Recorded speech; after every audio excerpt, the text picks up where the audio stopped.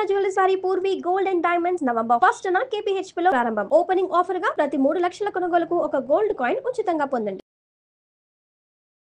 Suman TV ప్రేక్షకులకు నమస్కారం. కార్తీక మాసం ఇప్పుడు రాబోతుంది. కార్తీక 3వ సోమవారం నవంబర్ 10న. మరి ఆ రోజు సోమవారాన్ని ఏ విధంగా పూజ చేసుకోవాలి, ఆ రోజు యొక్క విశిష్టత, ఎలాంటి ఆచారాలు వ్యవహారాలు పాటించాలి, ఆ వివరాలన్నీ కూడా తెలియజేయడానికి ప్రస్తుతం మనతో పాటు ఉన్నారు ప్రముఖ జ్యోతిష్యులు బ్రహ్మశ్రీ నందిపట్ల శ్రీహరి శర్మ గారు. వారితో మాట్లాడదాం. గురుగారు నమస్కారం. గురుగారు వాగర్థావివ సంపృక్తౌ వాగర్థ ప్రతిపత్తయే జగతః పితరౌ వందే పార్వతీ పరమేశ్వరౌ. ఆదిత్యాయ చ సోమాయ మంగళాయ బుధాయ చ గురు శుక్ర శనిభ్యశ్చ రాహవే కేతవే నమః. శృంగేరి జగద్గురు పీఠాధిపతులకి, కంచి పీఠాధిపతులకి నమస్కారములు తెలియచేసుకుంటూ కార్యక్రమాన్ని ప్రారంభిద్దాం. గురుగారు, మరి 3వ సోమవారం శివానుగ్రహం పొందాలంటే ఏం చేయాలి? ప్రతి ఒక్క వ్యక్తి కూడా ఎలా పూజ చేయాలి ఆ రోజున, ఆ వివరాలన్నీ తెలియజేస్తారా గురు? తప్పకుండానమ్మా. కార్తీక సోమవారము మనకు మొదటి సోమవారం షష్ఠి తిథితో కూడుకున్నటువంటిది. ఈ 2వ సోమవారం అనేటువంటిది త్రయోదశి తిథితో కూడుకున్నటువంటిది. ఉత్తరాభాద్ర నక్షత్రం ఉంది, పౌర్ణమి ముందు వచ్చే త్రయోదశి. 3వ సోమవారము షష్ఠి తిథి, పౌర్ణమి వెళ్ళిన తర్వాత కృష్ణ షష్ఠి తిథి, పునర్వసు నక్షత్రంతో కూడుకున్నటువంటి రోజు. అంటే ఒకే సమయంలో ఈ కార్తీక మాసంలో బహువిధాలైనటువంటి పుణ్యయోగాలు కలిగినటువంటి రోజులు మనకు వస్తున్నాయి. అసలు కార్తీక మాసంలో పరమేశ్వర అనుగ్రహాన్ని పొందే విధానంలో కార్తీక సోమవార వ్రతములు అనేటువంటివి ప్రధానంగా మనకు చెప్పబడి ఉన్నాయి. ఈ సోమవారం అనేటువంటి విధానంలో ప్రధానంగా అభిషేకము, అర్చన, ఉపవాస నియమాన్ని పాటించడం ప్రధానంగా చెప్పబడి ఉన్న ఆ రోజుకి ఉండేటువంటి తిథివార నక్షత్ర యోగాల మేలు కలయికగా మనం ఇంకొన్ని కార్యక్రమాలు చేసుకోవడం ద్వారా పరమేశ్వరుని యొక్క అనుగ్రహాన్ని పొందే ప్రయత్నం మనకు సదదా కలుగుతుంది. పునర్వసు నక్షత్రం ఎటువంటిది? విష్ణు సంబంధమైనటువంటి నక్షత్రం. సోమవారము శివ సంబంధమైనటువంటి వారము. షష్ఠి తిథి సుబ్రహ్మణ్య స్వామికి సంబంధించినటువంటి తిథి. కాబట్టి శివకేశవులకి అసలు జ్ఞానాన్ని ప్రసాదించిన వాడు సుబ్రహ్మణ్య స్వామి. ఒకానొక శుభ సమయంలో బ్రహ్మకే జ్ఞానాన్ని ప్రసాదించాడు. అందుకనే జ్ఞానకారకుడు ఎవరయ్యా అంటే సుబ్రహ్మణ్య స్వామి. ఇటువంటి జ్ఞానకారకుడైనటువంటి సుబ్రహ్మణ్య స్వామికి సంబంధించినటువంటి షష్ఠి తిథి 10వ తారీఖు రోజున సోమవారం, 3వ కార్తీక సోమవారం, విష్ణు నక్షత్రం పునర్వసు నక్షత్రం, శివ వారము సోమవారము. ఇన్ని మేలు కలయిక ఉన్నటువంటి ఈ రోజున ఎవరైతే ఈశ్వరుణ్ణి, విష్ణువుని సశాస్త్రీయమైనటువంటి విధానంతో ఆచరిస్తారో, పూజిస్తారో, అర్చిస్తారో, ఎటువంటి దానములు అంటే కొన్ని దానములు చేస్తారో అటువంటి వాళ్ళకి శివకేశవుల యొక్క సంపూర్ణ అనుగ్రహం కలుగుతుంది. వైకుంఠ చతుర్దశి రోజున శివకేశవుల అనుగ్రహం వ్యక్తికైతే ఎలా కలుగుతుందో అదేవిధంగా ఈ యొక్క కార్తీక 3వ సోమవారం అయినటువంటి నవంబర్ 10వ తేదీన శివకేశవుల యొక్క అనుగ్రహంతో పాటుగా సుబ్రహ్మణ్య స్వామి యొక్క అనుగ్రహాన్ని కూడా పొందిన వాళ్ళు అవుతారు. కాబట్టి ఈ రోజున ప్రధానంగా ఉదయాన్నే బ్రహ్మ ముహూర్త కాలంలో లేచి కాలకృత్యాదులు తీర్చుకొని మొట్టమొదటగా ఇంటిలో దీపారాధన, ఆవునేతితో దీపారాధన చేసి శివ పరివార చిత్రపటానికి గన్నేరు పూలమాల, మల్లె పూలమాల లేదా ఈ యొక్క మారేడు దళాల మాల కూడా వేసి, అప్పుడు శివలింగం ఇంట్లో గనక ఉంటే శివలింగానికి అభిషేకము జరిపించుకొని శివాయ నమః అంటూ అభిషేకం చేస్తూ శివ సహస్రనామ పారాయణం చేయాలి. ఇక తరువాత ఆ రోజున ప్రధానంగా షష్ఠీదేవిని పూజించాలమ్మా. అంటే ఏ కుటుంబంలోనైతే బాలారిష్ట దోషములు, పిల్లలు పుట్టి ఉంటారు కదా, బాలారిష్ట దోషాలు ఉంటాయి. పిల్లలు పుట్టిన 8 ఏళ్ళు, 16 ఏళ్ళు, మ్యాక్సిమం 24 ఏళ్ల వరకు కూడా ఈ బాలారిష్ట దోష ప్రభావాలు అనేటువంటివి ఉంటాయి. కాబట్టి తరచూ పిల్లలు అనారోగ్యానికి గురవుతుంటే ఈ షష్ఠీదేవి వ్రతము, షష్ఠీదేవి యొక్క స్తోత్ర పారాయణము కనీసము 16 మార్లైనా కానీ పఠించాలి.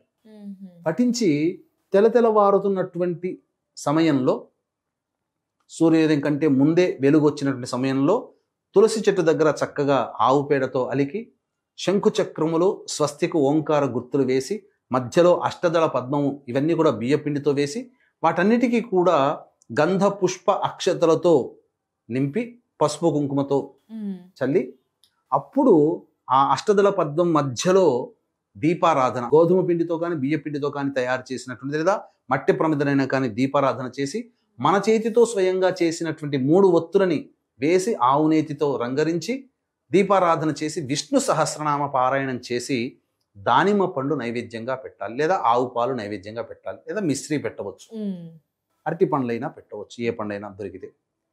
విష్ణు సహస్రనామ పారాయణం చేసి ఆ రోజున వ్రత నియమాన్ని పాటిస్తున్నాను, నాకు శివకేశవ అనుగ్రహం కలగాలి అని చెప్పి మనసులో సంకల్పం చేసుకొని ఆ రోజంతా కూడాను ఉపవాస నియమాన్ని పాటించాలి. ఇక శివకేశవ అనుగ్రహాన్ని పొందే ప్రయత్నంలో భాగంగా ఏమేం చెయ్యాలి అనేటువంటి విషయం గురించి కూడా తెలుసుకుందాం. వీక్షించేటువంటి ప్రేక్షకులకు కూడా నవంబర్ 17వ తారీఖు రోజున కార్తీక మాసము 4వ సోమవారం మహోన్నతమైనటువంటిది, త్రయోదశి తిథి కలిగినటువంటిది. ఆ రోజున చిత్తా నక్షత్రము సోమవారం కూడా అయింది. అటువంటి కార్తీక మాసంలో గోకర్ణ క్షేత్రంలో, అంటే మీ జాతకరీత్యా తండ్రి వైపు లేదా భర్త వైపు 6 తరాలు, తల్లి వైపు లేదా భార్య వైపు 3 తరాల్లో దుర్మరణాలు గనక ఉంటే అది ప్రేత దోషముగా చెప్పబడి ఉంది. అంతేకాకుండా ఎవరి జాతకంలోనైతే ప్రతి పనిలో ఆటంకాలు ఎదుర్కొంటారో, ప్రతిదీ సమస్య, చిన్నదానికి కూడా ఎక్కువగా కష్టపడాల్సి వస్తుందో, కుటుంబ సభ్యుల మధ్య అవగాహన ఉండక మనశ్శాంతి లేని జీవితం కుటుంబంలో గడుపుతుంటారో, తరచూ అనారోగ్యం పాలవుతుంటారో, తరచూ యాక్సిడెంట్స్కి గురవుతుంటారో, ఇంట్లో ఇంటర్ కాస్ట్ మ్యారేజ్లు జరిగే అవకాశాలు ఉన్నా, ఏ పనిలో విజయం పొందకపోయినా, పెళ్లిళ్ళు కాకుండా ఉన్నా, సంతానం కలగకుండా ఉన్నా, దాంపత్యం సరిగ్గా లేకున్నా, తరచూ డైవోర్స్ అవుతున్నా, డబ్బులన్నీ ఉత్తపుణ్యానికి ఖర్చు అవుతున్నా, ఏ ప్రయత్నం చేసినా ఆ ప్రయత్నంలో వెనకడిగే తప్ప ముందడుగు లేకపోయినా, ముఖ్యంగా ప్రశాంతత లేని జీవితాన్ని గడుపుతున్నా, అలాగే కుటుంబ సభ్యుల మధ్య అవగాహన లేకపోయినా, మానసిక శారీరక లోపాలతో కుటుంబంలో పిల్లలు జన్మిస్తున్నా, ఇంకా అనేక విధాలుగా సమస్యల వలయంలో చిక్కుకొని ఉండి ఆ యొక్క సమస్యల పరిష్కారానికి మార్గాలు ఉన్నా ఆ మార్గాలు ప్రయత్నంలో మనం వెనకడుగు వేస్తూ ఉన్నా, అన్నీ నోరూర్చినట్టుగా దగ్గర దాకా వచ్చి వెనక్కి వెళ్ళిపోతున్నా, ఇవన్నీ కూడా మీ జాతకంలో ఉన్నటువంటి పంచశాపాలు మరియు ప్రధానముగా ప్రేతశాపము. ఇట్టి పంచశాపాలు ప్రేత దోష నివారణకి నవంబర్ 17వ తారీఖు రోజున గోకర్ణ క్షేత్రంలో మన పీఠమాధుర్యంలో పంచశాప ప్రేత దోష నివారణ పూజలు, హోమాలు, త్రిపిండి శ్రాద్ధములు జరిపించడం జరుగుతుంది. అలాగే ఈ కార్యక్రమంలో స్వయంగా పాల్గొనలేనటువంటి వాళ్ళ కోసం బ్రాహ్మణుని కర్తగా పెట్టి చేయించడం జరుగుతుంది. అయితే మంచి ఉన్న చోట చెడు కూడా ఉన్నట్టుగా చాలామంది ఈ మధ్యకాలంలో కొన్ని నక్షత్రాలలో పుడితే ప్రేత శాపము, పితృశాపము అని చెప్పి భయపెట్టిస్తున్నారు. అటువంటివి శాస్త్రంలో లేవు. నా వ్యక్తిగత 15 సంవత్సరాల అనుభవంతో చెబుతున్నాను, అటువంటివి లేవు. అంతేకాకుండా చాలామంది స్వయంగా వెళుతున్నారు.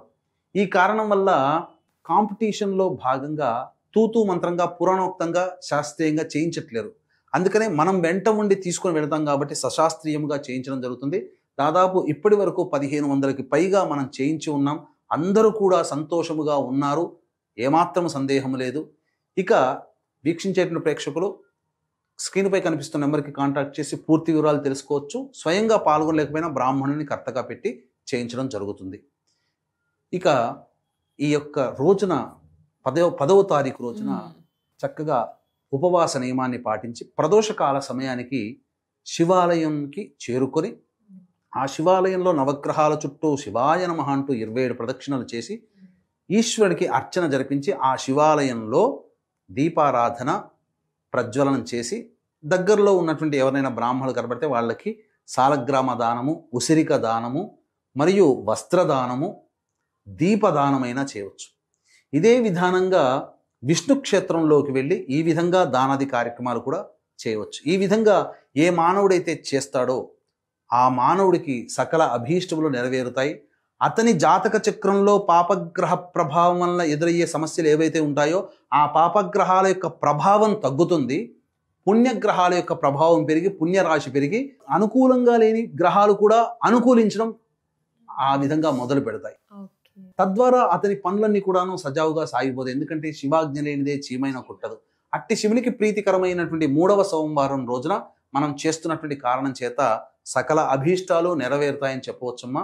ఇక అంతేకాకుండా ఈ యొక్క దాన ప్రభావం వలన గత జన్మలలో చేసినటువంటి పాపాలు కూడా తెలియకుండా ఈ జన్మల్లో మనం రహస్యంగా చేసిన పాపాలు కూడా చాలా మటుకు తొలగిపోతాయి. అవకాశం ఉంటే ఈ రోజంతా ఉపవాస నియమాన్ని పాటించవచ్చు, లేదా ప్రదోషకాల సమయానికి చెప్పిన విధంగా దాన ధర్మాది కార్యక్రమాలు చేసి నక్షత్రము చంద్రుని దర్శనం చేసుకొని భోజనం చేయవచ్చు. ఇందులో సందేహం లేదు. కానీ ఈ 3వ కార్తీక సోమవారం నాడు ఈ విధానంగా ఆచరించండి.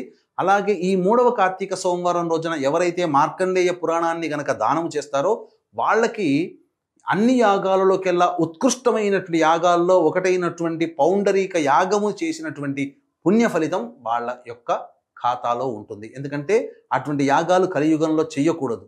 కానీ ఏ యుగంలోనైనా చేసినా ఎంత ఫలితం పొందుతారో కలియుగంలో ఆ యొక్క యాగాన్ని చేయకపోయినా ఆ ఫలితాన్ని మాత్రం పొందుతారని చెప్పవచ్చు.